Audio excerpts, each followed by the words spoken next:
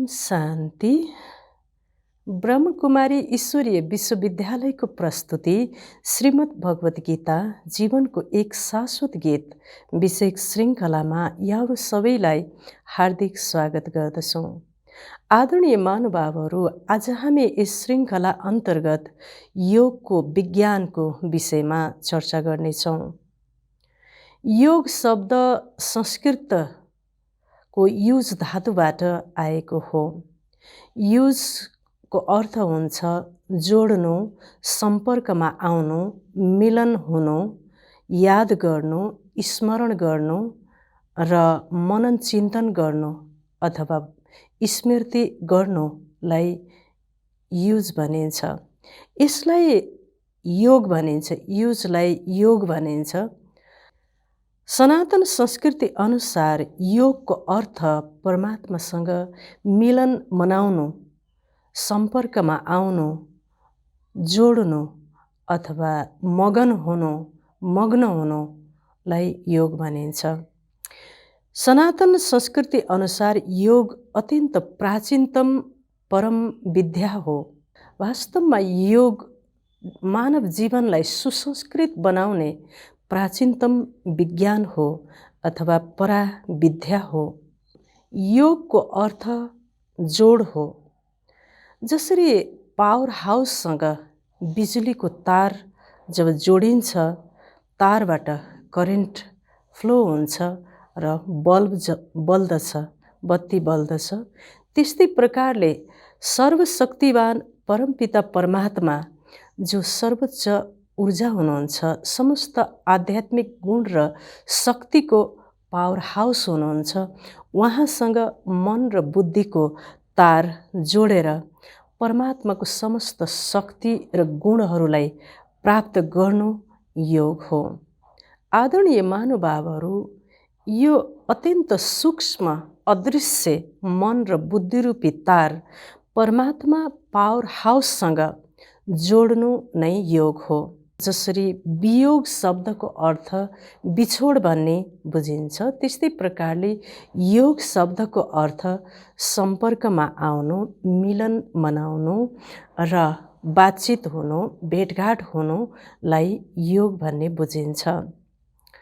संसारिक नश्वर अस्थिर विनाशी क्षणभङ्गुर वस्तु व्यक्तिसँगको मन र बुद्धिको झुकावलाई हटाएर सर्वशक्तिवान शाश्वत सनातन परमपिता परमात्मासँग मङ्गल मिलन मनाउनु र परमात्माको स्मृति मनमा आउनु र परमात्माको रूपको, उहाँको गुणको, उहाँको शक्तिको, उहाँको अवतरणको विषयमा मनमा अविरल रूपमा चिन्तन गर्नु र यो चिन्तनको धारालाई सतत बनाउनु नै योग हो।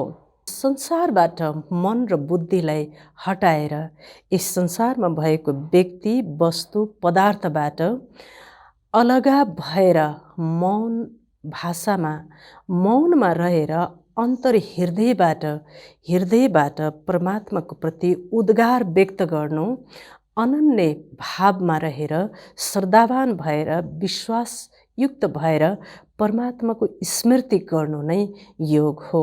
अत्यन्त सूक्ष्म सत्ता मन र बुद्धिको अलौकिक यात्रा, मानसिक यात्रा नै योग हो। संसारबाट मन र बुद्धिलाई हटाएर परमात्मा त्रिलोकीनाथ परमपिता परमात्माको प्रदेशमा, भगवानको स्थानमा, परमधाममा मन र बुद्धिको अति सूक्ष्म अलौकिक यात्रालाई योग भनिन्छ। भगवानले श्रीमद् भगवत गीतामा अनेक प्रकारका योगहरू सिकाउनु भएको छ। जस्तै ज्ञान योग, साङ्ख्य योग, बुद्धि योग, सन्यास योग, त्यस्तै प्रकारले परमात्माले ध्यान योगको विषयमा पनि व्याख्या गर्नुभएको छ। वास्तवमा परमात्मासँग अविरल र अविच्छिन्न भावबाट मन र बुद्धिको निरन्तर एकाग्रता पूर्ण तरिकाले परमात्माको निरन्तर स्मृति आइरहनु, त्यसलाई ध्यान योग भनिन्छ। वास्तवमा यो ध्यानको लागि हामीलाई अन्तर्मुखता अन्तर्मुखता, एकाग्रता र अटेन्सनको आवश्यकता हुन्छ। जति हामी यो संसारबाट अन्तर्मुखी हुन्छौँ, एकाग्र हुन्छौँ र आफ्नो मन र बुद्धिलाई अटेन्सन दिन्छौँ, त्यति नै हामी ध्यान गर्न सक्छौँ।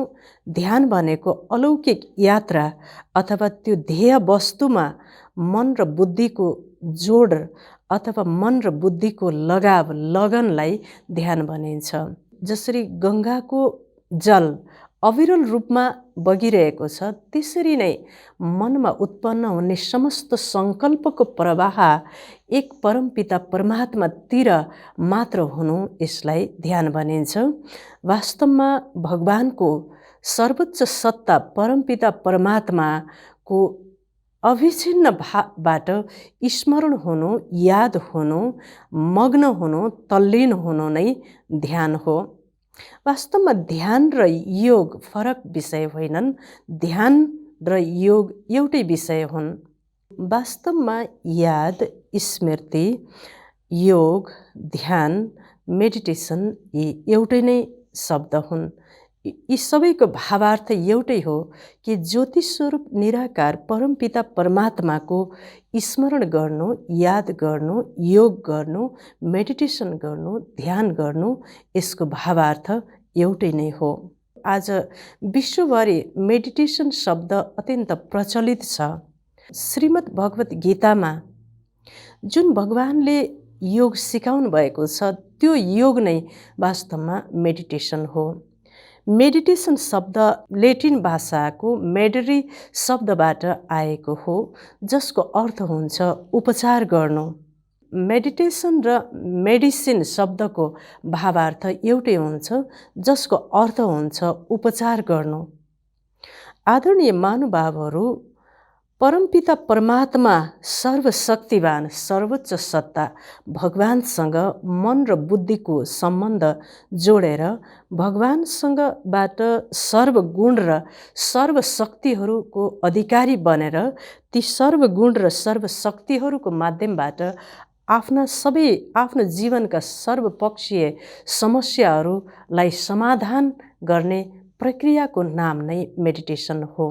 यसरी मेडिटेसनबाट मनमा भएका कमजोरीहरू, दर्दहरू, मनमा भएका बिमारीहरू, कमी कमजोरीहरू, समस्याहरूलाई मेडिटेसनले सम्पूर्ण रूपमा निराकरण गर्दछ। मनमा भएको दर्द, पीडा, घाउहरू, चोटहरू र गाँठोलाई र भावनात्मक चोटहरूलाई निको पार्ने, यसलाई हिलिङ गर्ने र सन्चो बनाउने र ठिक पार्ने विद्याको नाम नै मेडिटेसन हो। त्यसैले मेडिटेसन अत्यन्तै वैज्ञानिक र व्यवहारिक विधि हो। यही भगवानको याद, योग, ध्यान, मेडिटेसन, मनन चिन्तन भनौँ, यो परमात्माको स्मृति संसारका दैहिक, भौतिक र समस्त सांसारिक चिज वस्तु पदार्थको स्मृति भन्दा सर्वश्रेष्ठ भएको हुनाले यसैलाई राजयोग, राजविद्या भनिन्छ। श्रीमद् भगवत गीतामा यसलाई राजविद्या, राजगुह्यम भनेर भगवानले सर्वश्रेष्ठ याद, सर्वश्रेष्ठ स्मृति, सर्वश्रेष्ठ योग अथवा किङ योग भनेर वर्णन गर्नुभएको छ। किनभने संसारिक व्यक्ति, वस्तु, पदार्थ जन्म र मृत्युको चक्रमा आउने क्षणभङ्गुर विनाशी भएको हुनाले त्यसबाट प्राप्त फल पनि विनाशी र सुख पनि विनाशी भएको र परमपिता परमात्मा अविनाशी सत्ता र उहाँसँगको याद, स्मृति, योग, मेडिटेसनबाट हुने प्राप्ति अविनाशी भएको हुनाले यसलाई किङ योग अथवा राजयोग, राजविद्या भनेर भगवानले वर्णन गर्नुभएको छ। आदरणीय महानुभावहरू, यस राजयोगलाई भगवानले श्रीमद् भगवत गीताको अध्याय 9 को श्लोक नम्बर 2 मा भन्नुभएको छ, राजविद्या राजगुह्यम पवित्रमिद मोत्तमम् प्रत्यक्षागमम् धर्म्यं सुसुखम कर्तुम् अव्ययम्। आदरणीय महानुभावहरू, यसरी भगवानले भन्नुहुन्छ, हे अर्जुन, यो विज्ञान सहितको योग राजविद्या यो रहस्यहरूको पनि रहस्य, समस्त विद्याहरूको राजा, प्रत्यक्ष फलको अनुभूति गराउने, सुख दिने र प्रत्यक्ष सुखको अनुभूति गराउने, अत्यन्त पवित्र, अति उत्तम र कहिले पनि यसको नाश नहुने भएर यसलाई अव्ययम भनेर भगवानले यस राजविद्या, राजयोगको भगवानले वर्णन गर्नुभएको छ। आदरणीय महानुभावहरू, राजविद्या भनेको यो सबै संसारमा ज्ञात अज्ञात धेरै प्रकारका विद्याहरू छन्, तर यी समस्त विद्याहरूमा पनि यो सर्वश्रेष्ठ त्रिलोकीनाथ स्वयं परमपिता परमात्माले सिकाउने र दिने भएको हुनाले यसलाई राजविद्या, समस्त विद्याहरूको राजा भनेर भनिएको छ। आदरणीय महानुभावहरू, संसारमा जति पनि विद्याहरू छन् ती विद्या भन्दा पनि यो श्रेष्ठ विद्या, यो विद्यालाई जो व्यक्तिले अध्ययन गर्दछ, मनन चिन्तन गर्दछ र यो विद्यालाई प्राप्त गर्दछ, उसले यो संसारमा जान्नुपर्ने अरू कुनै पनि कुराको आवश्यकता रहँदैन। त्यसैले नै यो सर्वश्रेष्ठ राजयोगलाई नै राजविद्या, समस्त विद्याको राजा भनेर भगवानले वर्णन गर्नुभएको छ। यसै गरी भगवानले राजगुह्यम भनेको यो रहस्यहरूको पनि रहस्य, अत्यन्त गुप्त र संसारमा धेरै यस्ता गुप्त र सूक्ष्म विद्याहरू छन्। ती गुप्त र सूक्ष्म विद्याको पनि यो महाविद्या र रहस्यको पनि रहस्य भएको हुनाले यसलाई राजगुह्यम भनेर भगवानले भन्नुभएको छ। त्यसैले परमात्माले भन्नुहुन्छ, हे अर्जुन, तिमी दोष दृष्टि रहित, श्रद्धावान र विश्वासले युक्त भएको धर्मनिष्ठ, दोष दृष्टि रहित भक्तलाई अथवा जीवात्मालाई मात्र म यो अत्यन्त गुप्त रहस्यले भरिएको यो विद्या सिकाउँदछु भनेर परमात्माले यस रहस्यमय विद्याको विषयमा भन्नुभएको छ। त आदरणीय महानुभावहरू, यो गुप्त, सूक्ष्म गुप्त, किनकि यो विद्या अत्यन्त मानसिक रूपबाट, बौद्धिक रूपबाट र भावनात्मक प्रक्रियाबाट गर्नुपर्ने भएको हुनाले राजयोगलाई गुप्त र रहस्यमय विद्या भनेर परमात्माले यसरी वर्णन गर्नुभएको छ। आदरणीय महानुभावहरू, यो संसारमा भएका समस्त विद्याहरूभन्दा यो उत्तम र पवित्र विद्या हो, जसको अध्ययन गर्दा, मनन चिन्तन र अनुसन्धान गर्दा जीवात्माका सम्पूर्ण विकर्महरू, पापका समूहहरू नष्ट भएर ऊ सम्पूर्ण पवित्र बन्दछ। त्यसै कारणले यसलाई उत्तम र पवित्र भनेर परमात्माले यो विद्यालाई, यो दिव्य ज्ञानलाई, यो राजयोगको शिक्षालाई परमात्माले अति उत्तम र पवित्र भन्नुभएको छ। यो राजविद्या, राजयोग प्रत्यक्ष फल दिने, हामीले संसारमा जति पनि पुण्य र श्रद्धा कर्म गर्दछौँ त्यसको फल अगम्य र अदृश्य हुन्छ। त्यसको फल हामीलाई कहिले प्राप्त हुन्छ त्यसको हामीलाई अनुभव हुँदैन। तर हामीले जब यस राजयोगको अभ्यास गर्दछौँ तत्काल यसको हामीलाई अनुभूति हुन्छ र जीवनमा हामीले अति इन्द्रिय सुखको अनुभूति गर्दछौँ। त्यसको हामीलाई प्रत्यक्ष फलको अनुभूति हुन्छ। त्यसैले यो अगम्य र अदृश्य छैन र त्यसै कारणले राजयोग साधनाबाट हामीलाई प्रत्यक्ष फलको अनुभूति हुन्छ। सनातन संस्कृति अनुसार पुण्य आर्जन गर्नको लागि र जीवात्मालाई सनातन शान्ति प्राप्त गर्नको लागि जति पनि सत्कर्महरू, अनुष्ठानहरू गरिन्छन्, धर्मको लागि कार्य गरिन्छन्, तर परमात्माले दिनुभएको राजविद्या, राजयोग ती समस्त धर्महरूको पनि सर्वश्रेष्ठ धर्म भएको हुनाले यसलाई धर्मेम भनिएको छ। किनकि यो सर्वश्रेष्ठ अनुष्ठान हो, सर्वश्रेष्ठ पुण्य कर्म र सर्वश्रेष्ठ शान्ति स्थापना गर्ने कार्य भएको हुनाले यसलाई भगवानले धर्मेम भनेर भन्नुभएको छ। यसै गरी यो के छ भन्दा अव्ययम भनेको यसको विनाश कहिले पनि हुँदैन। आदरणीय महानुभावहरू, संसारमा जति पनि विद्याहरू छन्, सकाम कर्म गर्ने कर्महरू छन्, यी सबै विद्याहरू अध्ययन गरे पश्चात बारम्बार पटक पटक यिनलाई अभ्यासमा ल्याइएन भने ती विद्याहरू समूल रूपमा नष्ट हुन सक्छन्, विस्मृत हुन सक्दछ। तर भगवानले सिकाउनु भएको यो राजविद्या, राजयोग, स्वयं त्रिलोकीनाथ ज्ञानको सागर, यो संसारको परम हस्ती स्वयं परमात्माले सिकाउनु भएको राजयोग हुनाको कारणले यो विद्याको कहिल्यै पनि विनाश हुँदैन।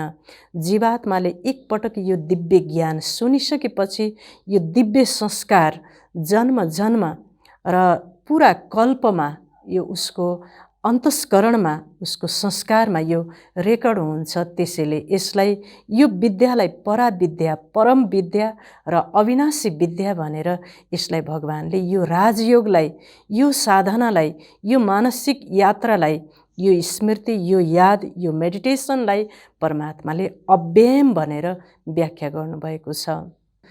राजयोग, राजविद्याबाट अथवा यो आध्यात्मिक साधनाको विद्याबाट जीवात्माको संस्कार पूर्ण रूपमा परिवर्तन भएर दैवी सम्पदाको रूपमा, दैवी सम्पत्तिको रूपमा, आत्मामा संस्कारको रूपमा रेकर्ड भएर जन्म जन्म उसलाई सुख दिने, आनन्द दिने र यो आध्यात्मिक सूक्ष्म सम्पत्ति काममा आउने भएको हुनाले यो विद्यालाई परमात्माले अव्ययम भनेर वर्णन गर्नुभएको छ। त आदरणीय महानुभावहरू, यसै गरी भगवानले भन्नुहुन्छ यो विद्या, पराविद्या, आध्यात्मिक विद्या, यो सर्वोच्च विद्या, यो अविनाशी विद्या, यो प्रत्यक्ष फल दिने विद्या, राजयोग, मेडिटेसनलाई भगवानले अत्यन्त सुलभ, सहज र सुख दिने बताउनु भएको छ। संसारमा जति पनि धार्मिक अनुष्ठानमा छन् ती सबैको लागि दान, पुण्य, हवन, यिनीको लागि भौतिक क्रियाहरू र शरीरबाट कष्ट गर्नुपर्ने, मेहनत गर्नुपर्ने देखिएको छ भने यो भने पूर्ण रूपमा यो राजविद्या, यसको अध्ययन र यसको साधना गर्दा जीवात्माले मानसिक, बौद्धिक र भावनात्मक रूपले यसलाई दृश्याङ्कन गर्दै गर्नुपर्ने भएको हुनाले यो अत्यन्त सरल र सुखद भएको हुनाले यसलाई भगवानले सुसुखम भनेर वर्णन गर्नुभएको छ। जो जीवात्माले यस्तो दिव्य, गुप्त र अत्यन्त श्रेष्ठ विद्या प्राप्त गर्दछ र राजयोगको प्रतिदिन, प्रतिपल, प्रतिक्षण अभ्यास गर्दछ, उसले परमात्माका समस्त गुण र शक्तिलाई प्राप्त गरेर जीवनमा अतीन्द्रिय सुख, शान्ति, आनन्दलाई प्राप्त गर्दछ र जीवनको वास्तविक र सत्य अभिष्टलाई प्राप्त गर्दछ। यही राजयोग परमात्माको याद, परमात्माको साथ सान्निध्यताले जीवात्मालाई सर्वप्राप्ति गराउँदछ। त्यसैले राजयोग नै सर्वप्राप्तिको आधार हो। राजयोग वास्तवमा आत्माको पिता परमात्मा अथवा भगवानसँग सूक्ष्म सम्बन्ध स्थापित गर्ने पराविद्या हो। आत्मिक पिता, परमपिता परमात्मासँग साथ सान्निध्यता स्थापित गरेर उहाँसँग कुराकानी गरेर उहाँसँगको सर्वगुण र शक्तिलाई प्राप्त गर्ने विद्या हो। आदरणीय महानुभावहरू, भगवानले भन्नुहुन्छ, मिठे बच्चे, देह सहित देहका सर्व सम्बन्धहरूलाई भुलेर आफूलाई आत्मनिश्चय गरेर म परमपिता परमात्मालाई याद गर्यौ भने तिमीले आफूलाई आत्मनिश्चय गरेर म परमपिता परमात्मालाई याद गर्यौ भने तिमी समस्त पापबाट मुक्त भएर तिमी सम्पूर्ण पवित्र बन्दछौ। त्यसैले म तिमीलाई नरबाट श्री नारायण, नारीबाट श्री लक्ष्मी पद दिन्छु। सूर्य, चन्द्र, तारागण भन्दा पनि माथि परमधाम निवासी म परमपिता परमात्मा सर्वशक्तिवान भगवानलाई याद गरेर सर्वगुण र शक्तिहरूबाट सम्पन्न बनेर 16 कला सम्पूर्ण निर्विकारी मर्यादा पुरुषोत्तम बनेर तिमीले आफ्नो स्वराज्य अथवा देव पदलाई प्राप्त गर, ईश्वरीय जन्मसिद्ध अधिकारलाई प्राप्त गर भनेर भगवानले भन्नुहुन्छ। तो आदरणीय महानुभावहरू, संसारमा जति पनि योग विद्याहरू छन्, ती समस्त योग विद्याबाट कहिल्यै पनि जीवात्मालाई देवपद अथवा देवत्व प्राप्ति हुन सक्दैन। त्रिलोकीनाथ ज्ञानका सागर सर्वशक्तिमान गीता ज्ञानदाता स्वयं भगवानले सिकाएको विद्या राजयोग राजविद्याबाट मात्र जीवात्माले देवपद अथवा श्री नारायण, नरबाट श्री नारायण, नारीबाट श्री लक्ष्मी पद, देवत्व, सर्वोच्च मानवको लक्ष्यलाई प्राप्त गर्न सक्दछ। जीवात्माको डिस्चार्ज भएको ब्याट्री सर्वशक्तिवान पावर हाउस परमात्मासँग मन र बुद्धिको तार जोड्नाले आत्मामा पराशक्ति, आध्यात्मिक लाइट र माइट, प्रकाशले सम्पन्न भएर जीवन अन्धकारबाट प्रकाशमय बन्दछ। साथसाथै अन्य जीवात्मालाई पनि आत्मिक दृष्टिले हेर्नाले, व्यवहार गर्नाले संसारमा विश्व बन्धुत्वको भावना र भाइचाराको भावनाको सृजना हुन्छ। जब आत्मीयता, शुभ भावना, शुभकामनाले सम्पन्न व्यवहार हुन्छ, तब नै यस विश्व बन्धुत्वको भावनाबाट विश्वमा शान्ति स्थापना हुन्छ। वास्तवमा यो राजयोग राजविद्या भगवानले सिकाउनु भएको सूक्ष्म र गुप्त विद्याबाट नै संसारमा भएका समस्त दुःखको समूहबाट जीवात्मा अप्रभावित रहन सक्दछ। त्यसकारणले यो योगबाट, यो साधनाबाट जीवात्माका सबै दुःखहरू र दुःखका समूहहरू समूल नष्ट हुन्छन्। त्यसैले श्रीमद् भगवत गीताको अध्याय 6 को श्लोक नम्बर 23 भगवानले भन्नुभएको छ, तम विद्या द दुःख संयोगम वियोगम योग सङ्गीतम, अथवा हे अर्जुन, यो विद्याबाट संसारमा जति पनि दुःखका समूहहरू छन्, ती सबै दुःखहरू यस योगले समूल रूपमा नष्ट गर्दछ। तो आदरणीय महानुभावहरू, संसारिक व्यक्ति, वस्तु, पदार्थबाट प्राप्त भएको सुखले जीवात्मालाई क्षणिक मात्रामा सुख दिन्छ। वास्तवमा त्यो सुखको प्रतीत मात्र हो। अन्ततगत त्यसमा अत्यन्त दुःख समाहित छ। त्यसैले भगवानले भन्नुहुन्छ, भगवानले सिकाएको यस राजविद्याबाट, यस श्रीमतबाट, परमात्माको आज्ञाबाट, आदेशबाट मात्र जीवात्मालाई सम्पूर्ण सनातन, अविनाशी र सतत सुखको प्राप्ति हुन्छ।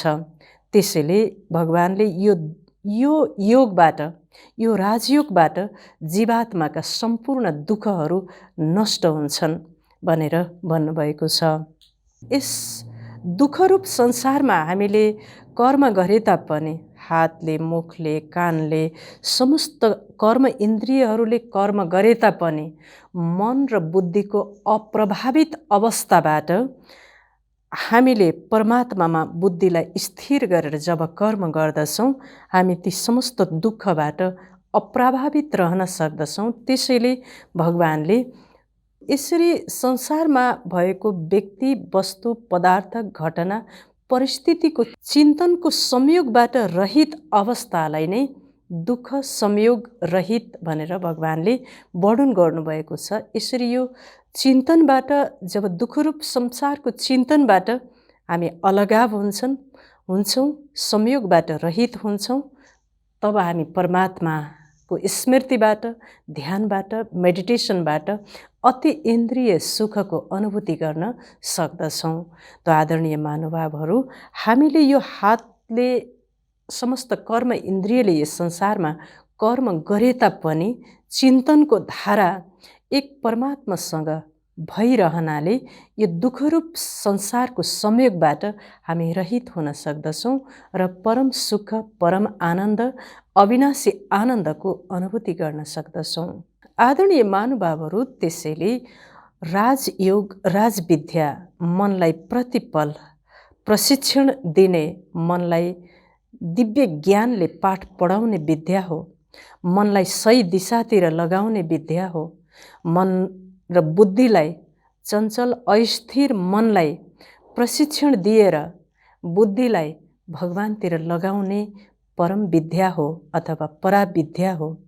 परमात्माको स्मृतिबाट, ध्यानबाट, उहाँले दिएको ज्ञानको चिन्तनबाट, उहाँको श्रीमतबाट मनलाई सकारात्मक, शक्तिशाली बनाएर आफ्नो जीवनमा भएका सर्व समस्याहरूबाट मुक्त भई जीवनमा अतीन्द्रिय सुख, शान्ति, आनन्द र सच्चा खुसीको अनुभूति गर्नको लागि यहाँहरू सबैलाई पनि आजैबाट ब्रह्मकुमारी ईश्वरीय विश्वविद्यालयमा गएर राजयोग, राजविद्या, राजयोग प्रशिक्षण लिउँ र आफ्नो जीवनलाई धन्य धन्य बनाऊँ र जीवनको अभिष्टलाई पूर्ण गरौँ र जीवनको सार्थकतालाई बुझौँ भन्दै आफ्ना भनाइ यही अन्त गर्दछौँ।